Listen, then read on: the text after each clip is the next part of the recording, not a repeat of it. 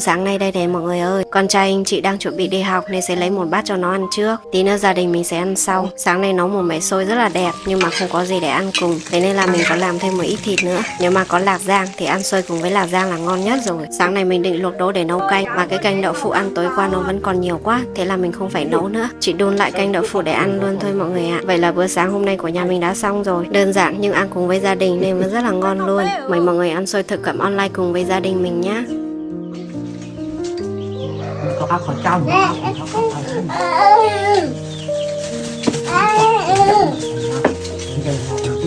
ăn nhiều nó có ba mùa rồi. này ta thực sự thẻ các bộ phận thì nó ta có thể nó bỏ dàn trên này sang các bộ phận nó cũng do